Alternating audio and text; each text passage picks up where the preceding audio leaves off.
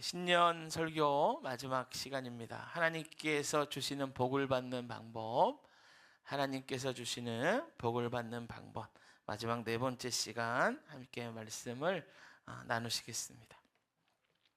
자, 우리는 신년을 맞아서 아브라함의 삶의 궤적을 따라가면서 하나님께 복을 받는 방법이 뭔가 아브라함의 삶을 통해서 우리가 보고 있죠. 오늘은 그 마지막 네 번째 시간 말씀입니다. 그래서 여러분 한번 이 시리즈 처음부터 어떤 말씀을 들었는지 한번 우리가 살펴봅시다. 어떻게 하면 하나님의 복받는 인생 살 수 있는가? 첫 번째 시간에 내 의지가 꺾이고 내가 할 수 없다고 고백할 때 하나님의 복이 임한다. 할렐루야. 이게 왜 복이 되는가? 이 순간이 바로 내 인생의 대장이 내가 아니라 하나님이심을 인정하는 순간이기 때문인 거죠. 이런 사람이 하나님께 복을 받습니다. 두 번째 시간에 자기의 권리를 주장하는 게 아니라 하나님 때문에 포기할 때 하나님의 복이 임한다. 할렐루야. 여러분, 아브라함이 자기가 먼저 땅을 골라야 되죠. 그죠? 그런데도 불구하고 하나님 때문에 그 권리를 포기했어요. 자기의 조카였던 롯보다 먼저 땅을 골라서 좋은 땅으로 가야 되는데 그걸 양보한 거예요. 근데 이걸 왜 하나님 때문이라고 제가 말씀드렸습니까? 그 땅이 하나님께 예배하던 땅이었고, 그죠? 하나님을 처음 만난 곳이었고 장막 쳤던 곳이기 때문에 하나님의 존전 앞에서 조카와 싸울 수가 없었던 거예요. 그래서 아브라함은 자기의 권리를 포기합니다. 이게 아브라함의 권리 포기였죠. 그러니까 어떤 일이 일어나는가? 혼자 남은 그때 하나님의 음성이 들려치더라는 거야. 그러면서 땅에 대한 축복, 자녀에 대한 축복, 지금 현재 아브라함이 받을 축복에 대해서 구체적으로 하나님이 말씀해 주시더라는 겁니다. 그러면 권리 포기라는 게 뭐길래 하나님의 복이 임하는가? 그것은 이것입니다. 내 것을 포기할 때 비로소 하나님의 것으로 채울 공간이 생기기 때문에 그런 거예요. 물이 가득 차면 더 이상 물을 채울 수 없듯이 내 야망과 내 권리와 내 원하는 것으로 가득 찼을 때 하나님이 좋은 것을 주셔도 채울 수가 없는데 그걸 비워내기 시작하니까 그 공간에 하나님의 복이 임하는 것이죠. 할렐루야. 그래서 하나님 때문에 포기하는 그 권리, 그때에 하나님의 복이 임한다라는 것입니다. 지난주에 봤던 세 번째 시간, 지지난주군요. 봤던 시간에는 아브라함이, 우리가 아는 아브라함이 되도록 만든 그 인생의 태도가 무언가를 봤어요. 아브라함이 어떻게 우리가 아는 그 아브라함이 되었을까? 거기에는 아브라함이 갖고 있었던 하나님의 말씀에 대한 태도가 있었어요. 하나님께서 말씀하시면 묻지도 따지지도 않아요. 순종하는 거예요. 말씀을 듣고 나는 못합니다, 그렇게 얘기하지 않아요. 아니, 내가 나이가 몇인데요, 그렇게 말하지 않아요. 75세 때 떠나지 않았습니까? 하나님이 어디로 가라 말씀해 주지 않아도 말씀이 떨어지면 하나님이 말씀하시니 이유가 있겠지 생각하고 떠나는 거예요. 갈 바를 알지 못하는 그곳으로 가는 거죠. 여러분, 만약에 아브라함이 하나님의 말씀을 듣고도 여러 가지 핑계를 대면서 순종하지 않았다면 이 아브라함의 인생은 우리가 아는 아브라함이 아니라 갈대아 우르의 촌부로 늙어서 죽고 말았을 겁니다. 하지만 아브라함은 말씀에 대하여 순종했고 그 말씀에 대한 태도로 말미암아 우리가 아는 아브라함이 되었던 거죠. 그래서 제가 이걸 한 문장으로 이렇게 표현했어요. 말씀에 대한 태도가 삶의 고도를 결정한다. 우리 삶이 어디까지 올라갈 건가, 어떤 복을 누리고 살 것인가, 그거는 말씀에 대한 태도가 결정하는 거죠. 지난주에 보니까 이렇게 결정하고 나아가는 인생을 하나님이 어떻게 하시나 보니까 그 인생에 대하여 마침내라고 말씀하시면서 기대하시더라는 거예요. 응원하시더라는 거예요. 공급하시더라는 거예요. 돌보시더라는 거죠. 그래서 우리가 아브라함처럼 이런 태도를 가지고 말씀을 대할 때 아브라함 같은 인생의 복을 받을 수 있다는 것을 우리가 보았습니다. 할렐루야. 여러분, 이 세 번째 시간까지 나눈 이 모든 인생의 복 받아 누리는 저 여러분 되시기를 축복합니다. 축복합니다. 축복합니다. 자, 이제 마지막 네 번째 시간입니다. 자, 네 번째 시간의 말씀, 어떻게 하면 우리가 하나님의 복을 누리며 사는지 마지막 말씀 함께 보겠습니다. 창세기 12장 1절에서 우리가 봤던 말씀이죠. 하나님이 명령하셨어요. 너는 너의 고향 친척과 아버지집을 떠나 내가 너에게 보내줄 그 땅으로 가라. 아브라함 나이가 75세였고 많지 않은, 적지 않은 그런 나이였지만 출발했고 순종하였어요. 그랬더니 12장 5절에서 보니까 마침내 가나안 땅에 들어갔더라. 할렐루야. 말씀하시는 거야. 그러니까 아브라함의 인생 가운데 하나님이 원하시는 마침내가 있었고, 아브라함은 가나안 땅으로 들어감으로 말미암아 그 마침내를 이루는 인생을 살았던 거죠. 아브라함 인생 가운데 놀라운 일이 일어난 거예요. 그 이후의 말씀을 보면, 여러분, 그러면 삶에서 하나님이 원하시는 마침내를 이뤘어요. 와, 정말 그의 인생이 어떻게 될까? 우리가 생각할 때, 야, 이제 가나안 땅에 들어가면 마치 동화 속에 이런 거 있잖아요. 왕자와 공주가 결혼하여 행복하게 살았습니다. 그런 인생이 펼쳐질 것만 같아요. 그런데 여러분들이 다 아시는 대로 우리의 삶은 동화가 아니잖아요. 가나안 땅에 들어갔습니다. 하나님 마침내라고 말씀하셨어요. 그러면 인생이 잘 되고 다 성공하고 풍족하고 자녀가 복을 받고, 이렇게 생각하기 쉬운데 우리가 성경을 통하여 읽는 것은 이상한 일이 생기더라는 거예요. 가나안 땅으로 들어간 아브라함의 삶 한복판에 어떤 일이 생기는가? 가나안 땅에 기근이 들더라는 겁니다. 이게 12장 10절이죠. 그 땅에 기근이 들었으므로 아브라함이 애굽에 거류하려고 그리로 내려갔으니 이는 그 땅에 기근이 심하였습니다. 아니, 약속의 땅에 들어갔는데 하나님은 마침내 들어갔구나, 정말 환희에 찬 그의 인생을 박수칠 만한 그런 말씀을 하셨는데, 아니 어떻게 그 땅에서 기근이 있을 수 있는가 말이에요. 우리 성경에 보니까 그 땅에 기근이 심하였다라고 말하는데, 여러분, 이 심한 정도가 얼마나 되나? 여러분, 우리 한글 성경에 기근이라고 표현된 말을 우리말 사전에서 찾아보면 뭐라고 되어 있냐면, 흉년으로 양식이 모자라 굶주림이라고 쓰여 있어요. 그런데 여러분, 구약이 쓰여진 히브리어 그 단어로 기근이라는 걸 보면은 훨씬 더 구체적이고요, 훨씬 더 무서워요. 기근이라는 말은 라합이라는 말인데, 라합의 뜻은 이겁니다. 죽음으로 귀결되는 식량 부족. 이게 라합이에요. 그러니까 오늘 빵이 떨어졌어 집에, 그래서 라면 끓여 먹으면 되지, 이런 게 아니에요. 우리 집에 떨어졌으니까 옆집 가서 빌리지 뭐, 다음에 주면 되지, 이 정도가 아니라는 거예요. 막 우리로 치면은 풀도 다 뜯어다 먹고 나무 껍질 다 끓여 먹고 다 먹었는데 그래도 기근이 안 끝나는 거야. 더 이상 나올 게 없는 거야. 우리 예전에 보릿고개보다 더 심한 상태예요. 마치 그 북한의 고난의 행군 때 같다고 할까요? 이 북한의 고난의 행군 그 시기가요, 1995년부터 2000년까지 5년 동안이에요. 인류 역사상 가장 큰 비극 중에 하나라고 여겨지는 그러한 사건인데요. 우리나라 정보부에서 그 조사해 본 바로 따르면은 최소한 48만 명, 많게는 350만 명이 굶어 죽은 그 사건이에요. 제가 고난의 행군 이 시기를 지내온 그 탈북자의 간증을 들은 적이 있거든요. 그때 어떤 일이 있었나? 이분이 여자분이고 군인인데 너무 먹을 게 없으니까 김일성 죽고 나서 그 탈영을 해가지고 집에 왔더니 다 굶어 죽은 가족들이. 그리고 그 집에 그 조그만 아이가 한 명 있었는데 얘가 굶으니까요, 정신이 나가는데 어떻게 나가냐면, 정신이 나간 다음에 막 그 마당으로 뛰어나가서 흙을 막 퍼먹더래, 흙을. 그리고 콱 꼬꾸러졌는데 죽더라는 거야. 이분이 그거 보고 군대 탈영하고 나서 뒤도 안 돌아보고 탈북했어요. 그래서 우리나라 와서 간증하는데, 와, 그 얘기를 듣는데요, 제가 막 어떻게 그런 일이 있지? 막 이런 생각이 드는 거예요.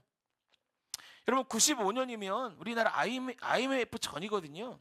그러니까 우리나라 경제가 어느 정도 호황을 누릴 때예요. 전 대학 다닐 때고. 근데 그런 시기에 북한은요 그렇게 다 굶어 죽은 거예요. 그래서 이게 라합입니다. 그래서 우리말 성경에는 기근이 있었고 10절을 마치면서 큰 기근이 있었다 이렇게 하고 마치는 거예요. 근데 이 라합이라는 말을 우리말로 좀 이렇게 표현하기는 좀 모자람이 있는 거죠. 이 큰 기근.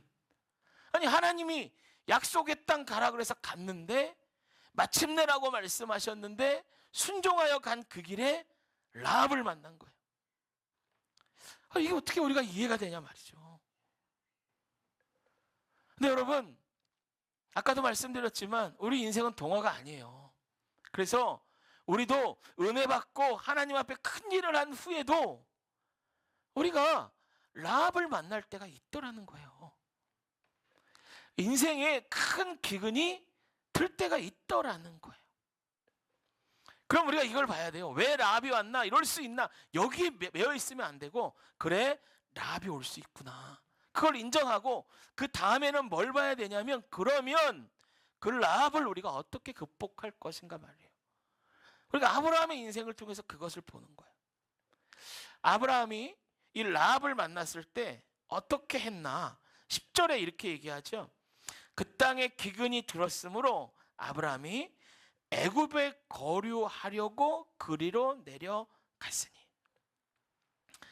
그 땅은 약속의 땅 가나안이죠. 그런데 거기를 떠나요. 그래서 애굽으로 갔어요. 여러분 아브라함이 애굽으로 떠날 수밖에 없는 이유가 있죠. 그건 라합을 만났기 때문이에요.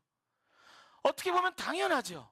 거기 있다 굶어 죽는데 죽음으로 규결되는 무서운 신랑부족을 만났는데 굶어 죽을 것 같은 그때 어떻게 거기 있냐 말이에요. 그래서 식량이 있는 비교적 더 풍요로운 땅이었던 지금의 이집트 애굽으로 간 거예요. 여러분 생각해 보세요. 가나안 땅에서 아브라함 가족 혼자 나왔겠냐고요. 그 땅에 있었던 가나안 족속 부족들은 아마 다 거기 떠났을 거라고요. 그러니까 어떻게 보면 아브라함이 떠나는 것도 당연한 거예요. 그런데 그렇게 떠난 아브라함에게 어떤 일이 생겼는가? 아주 큰 어려움이 생깁니다. 오늘 본문에 얘기해요. 그곳에서 아브라함은요 남자로서 남편으로서 한 부족의 족장으로서 엄청난 망신과 치욕을 당하고 아내 사라는 애굽 왕에게 팔려갈 위기를 만나는 거야. 사건의 발단이 이렇습니다. 아브라함이 애굽으로 내려갔죠. 그런데 자기의 아내를 누이라고 속였어요. 그런데 여러분 그 이유가 기가 막혀요. 12절 13절에 보면은 애굽 사람들이 볼 때 자기 아내가 너무 아름다운 거야. 자기도 봐도 그렇고. 그러면은 나를 죽이고 애굽 사람들이 자기 아내를 데려갈 것 같은 거예요.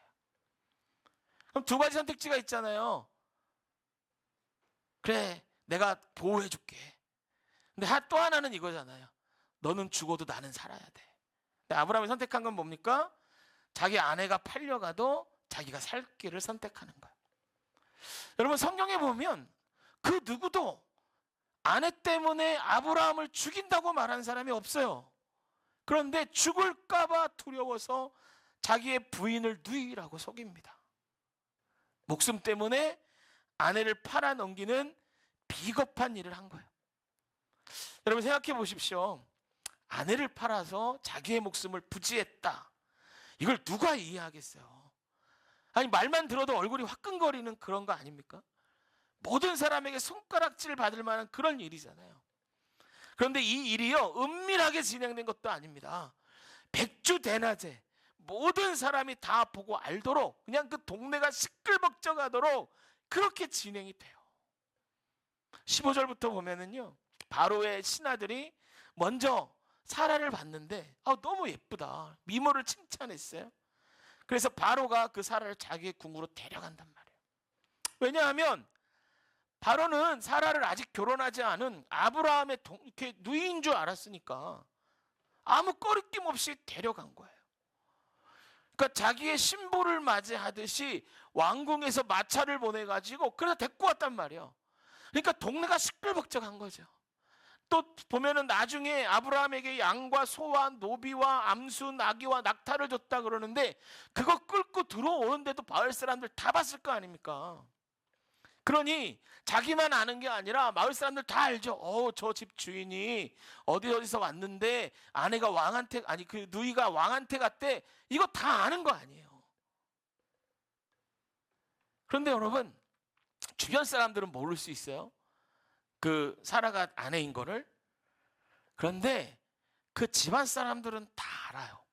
그렇지 않겠습니까? 이때 이미 아브라함은 하나님 주신 축복으로 거부가 되었고 종들을 많이 거느리고 있을 때예요. 그러면 자기 살려고 아내를 팔아넘기는 비겁한 주인의 모습을 친족이나 종들이 보고 뭐라고 했겠어요? 손가락질하지 않았겠습니까? 또 아브라함 자신은 집안 사람들이 자기를 어떻게 볼지 몰랐겠어요? 잘 알았겠죠. 그런데도 죽을 수밖에 없다는 그 두려움 때문에 수치와 모욕을 감수하고 이 일을 행한 거예요. 이건 여러분 어떻게 봐도 아브라함의 삶, 사라의 삶 가운데 씻을 수 없는 수치고 모욕입니다. 이 일을 당한 거예요. 그러니까 여러분, 기근을 피하려고 애굽에 갔지만 애굽에서 더 큰 기근을 만난 겁니다. 첩첩산중 같은 라합이 자기의 인생 앞에 뚝 떨어져 있는 거예요. 그런데 이 성경을 보면서 궁금한 건 이거예요. 이렇게 실수하고 넘어진 아브라함의 삶 가운데 왜 그는 여전히 복된 자인가 말이에요. 왜 그는 여전히 하나님이 택한 자인가 말이죠. 왜 여전히 그는 하나님의 복받은 인생으로 그렇게 살아가느냐는 거야. 어떻게 되었을까? 도대체 그 인생에 뭐가 있길래 이런 어려움 가운데 이렇게 넘어져서 주저앉을 수밖에 없는 상황인데도 불구하고 그런 사람이 되었는가? 여러분, 이 아브라함의 인생의 궤적을 따라가며 살펴보면 그는 참 많은 실수를 합니다. 그런데 그가 이런 실수를 할 때 나타나는 패턴이 있어요. 그게 뭐냐면 어떤 선택을 할 때 눈앞에 보이는 걸 가지고 선택해요. 그러면서 하나님 앞에 묻지 않아요. 이게 그의 인생의 큰 패착입니다. 아브라함의 인생 가운데 어려움이 생기면 이 초반부의 아브라함에게 뭐가 있었냐면 남들이 선택하는 당연한 걸 선택하는 거예요. 남들이 당연하게 그러하니 나도 당연하게 그렇게 해야지. 그러면서 하나님께 묻지 않고 행하더라는 거예요. 여러분, 아브라함의 인생을 통하여 배우는 이것은요, 그러니까 뭔가 결정할 때 기도해야 되는구나, 이 정도가 아니에요. 여러분, 인생을 살아갈 때 어떻게 살아가야 하는지 그 중요한 인생의 방법을 우리가 지금 배우고 있는 거예요. 순종으로 시작하고 하나님의 말씀을 대한 태도를 올바로 해서 시작한 그 길을 걸을 때도 여러분 헷갈리고 잘 모를 때가 있더라는 거예요. 그럴 때 가장 쉬운 게 뭐냐? 당연한 걸 택해요. 남들이 이렇게 했어. 그래, 그럼 나도 이렇게 하면 돼. 남들이 이렇게 할 때 손해보니까 이렇게 했구나. 나도 그럼 그렇게 해야지. 그런데 하나님의 사람, 그리스도인들은 그렇게 살아가는 게 아니라는 거죠. 당연한 것을 선택하는 것이 아니고 우리들에게 당연한 것은 뭔가 먼저 하나님께 물어봐야 돼요. 하나님, 지금 내가 이런 상황인데 여기를 떠나는 게 맞나요? 여기 머무는 게 맞나요? 먼저 물어봐야 돼요. 여러분, 이거는 가나안 땅이 약속의 땅인데 교회니까 교회 떠나면 다 벌받고 죽는다, 이 얘기하는 게 아니에요. 우리 인생에 어떤 일이 있을 때 하나님이 가라면 가고 멈추라면 멈출 수 있는 사람이 돼야 된다라는 말씀을 드리는 거예요. 하나님이 가나안 땅에 있을 때 아브라함이 물어봤을 때 가라고 하셨을 수도 있어요. 그래서 말씀 따라가면 어떻게 해요? 하나님이 책임지시는 거예요. 지금 같은 일이 안 생기는 거예요. 그런데 자기가 생각하여 결정한 그 일의 책임은 누가 지게 되나? 자기가 지게 되는 거예요. 고아 같은 삶을 사는 거죠. 하나님은 우리를 고아로 내버려 두지 않는다고 하셨어요. 그래서 우리에게 당연한 건 뭐냐? 다른 사람들이 하는 대로 하는 게 아니라 하나님께 묻는 게 당연하고, 하나님께 묻고 말씀하신 대로 행하는 것이 당연하다라는 것입니다. 할렐루야. 이거는요, 여러분, 하나님 앞에 뭘 나타내는 거냐면 이런 걸 나타내는 거예요. 내가 인생에 기쁘고 즐겁고 정말 은혜가 충만할 때만 하나님께 순종하는 자가 아니라 어렵고 힘든 그 순간에도 하나님을 신뢰하고 순종하는 사람입니다. 이거를 증명하고 나타내는 거예요.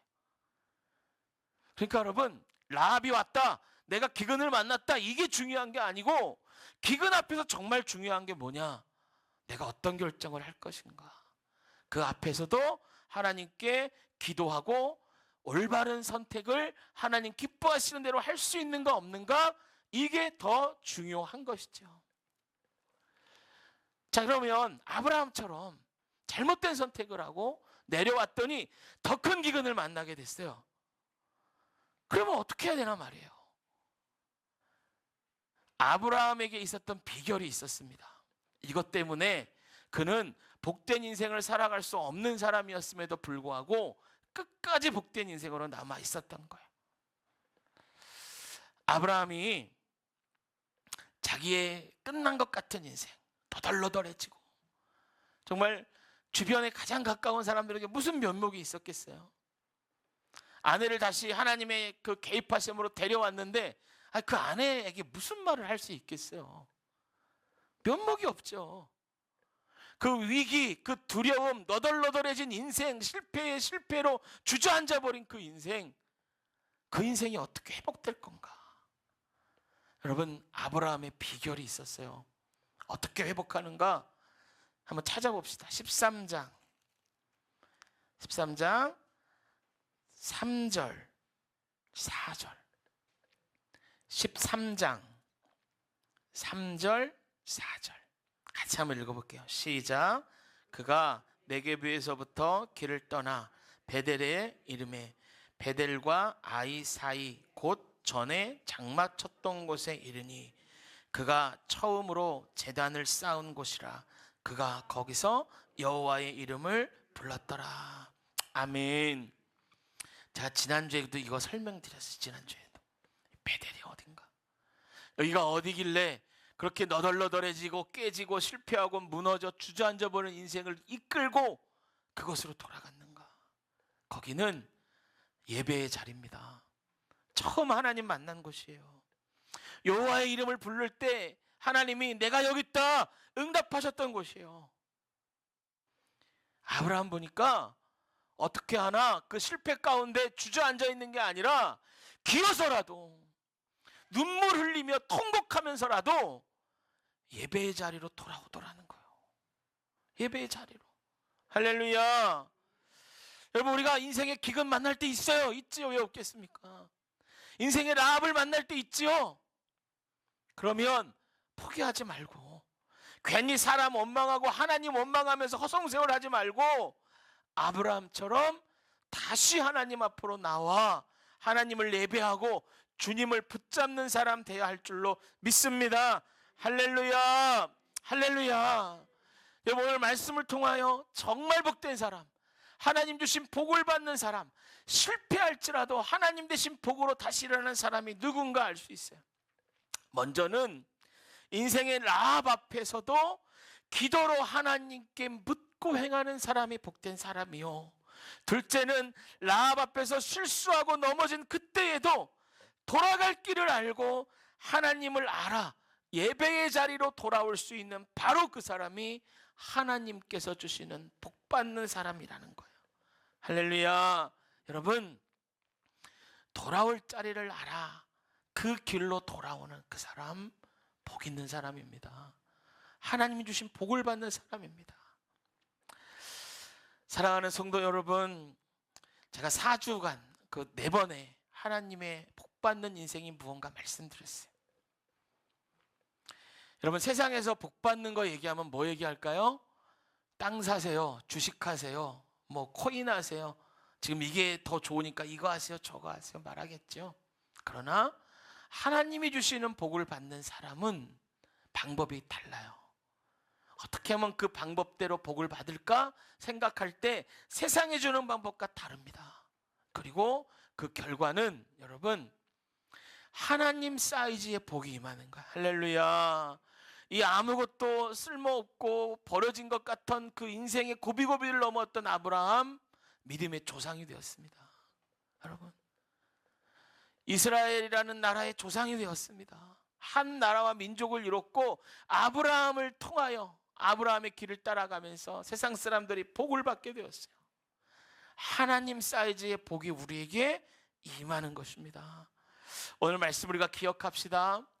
혹시 인생의 라합을 만난 분이 있으면 내 마음대로 남들 하는 대로 하지 말고 하나님께 묻는 복된 사람 되기를 바랍니다. 큰 인생의 라합을 만나 주저앉아 넘어진 사람이 있으면 기억하십시오. 여러분들에겐 돌아올 그곳이 있습니다. 거기가 어디입니까? 하나님을 예배하던 자리입니다. 하나님을 찾았던 자리입니다. 거기서 하나님을 부르면 우리 하나님 응답하시고 만나주시고 새롭게 일으켜 주십니다. 그게 아버지 되신 하나님이십니다. 그 하나님을 신뢰하십시오. 그 하나님을 붙드십시오. 그게 우리의 큰 복이 되고 우리 삶을 완전히 바꿀 줄로 믿습니다. 그래서 여러분 올해에도 하나님 주신 이 복으로 다 승리하고 하나님 기뻐하시는 삶을 살아가는 저와 여러분 되시기를 주님의 이름으로 축복합니다. 할렐루야. 우리가 마지막으로 주변 사람들에게 이렇게 한번 인사할까요? 이제 우리가 하나님 주시는 복이 뭔지 다 알았으니 우리 마음을 담아서 옆에 분들에게 하나님 주신 복 받는 사람 되기 바랍니다. 이렇게 한번 인사하겠습니다. 같이 인사하겠습니다. 하나님 주신 복 받는 사람 되기 바랍니다. 우리 반대 사람에게도 하나님 주신 복 받는 사람 되기를 바랍니다. 할렐루야.